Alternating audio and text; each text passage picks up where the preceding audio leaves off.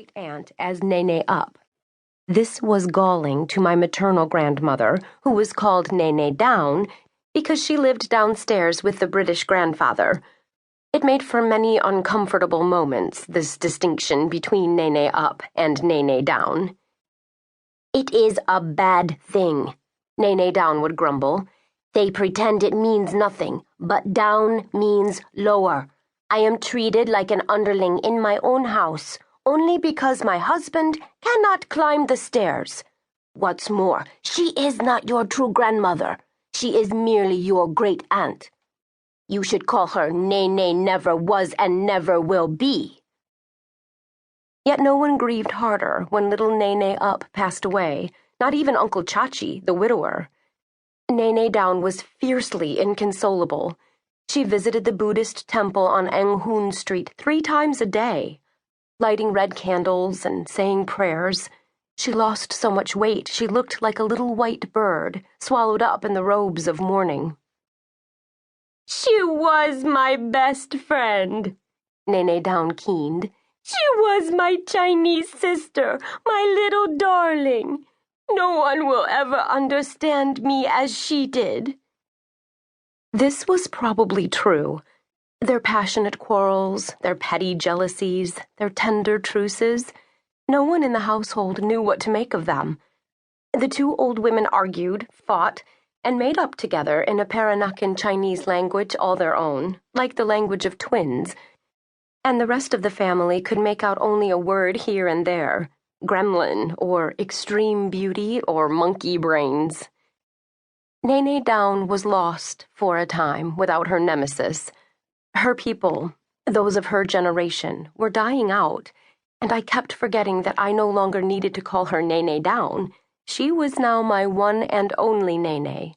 Still, the habit stuck. "Nene dear," I would say, or "Nene darling," but I never could pull it off. "Never mind the endearments," Nene would say, tapping hard on the back of my hand. Her fingertips reminded me of a woodpecker's beak. "Just call me Nene. That's easy enough to remember." And grandfather, her husband, would chuckle softly. He was born and raised in the posh West End of London in the 19th century. He still carried a brolly whenever he went outside, even when he was rolled out by Nene Down in his wooden wheelchair. She treated him like a precious baby. She never let him go out in the rain, though he carried a lifelong fondness for damp weather along with his umbrella. Most often, he ended up using it as a parasol against the hot Singapore sun. British grandfather was our most distinguished family member. I was foolishly, vainly proud of him. When he could still walk, he stood nearly 6'4" in his stocking feet, which made him stand out shockingly in Singapore, where the people were short and small-boned. I was named Agnes after his mother. Agnes was a strange name for a Singapore mixed breed like me.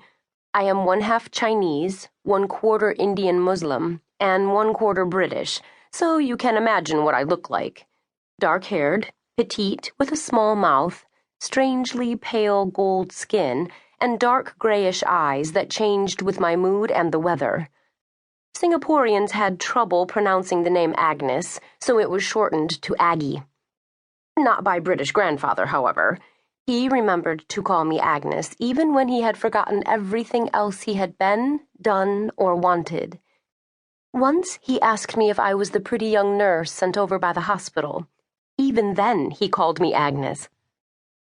British grandfather was the happiest member of our extended Kampong Glam family. Even when we were dead broke, and we always were, he seemed not to know it.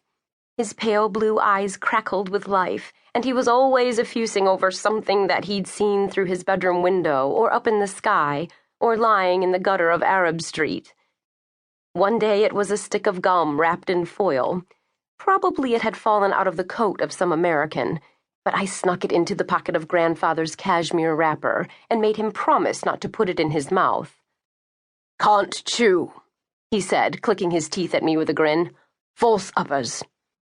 "And lowers," I reminded him. British grandfather cupped his hand protectively over the gum wrapped in his pocket, as if it were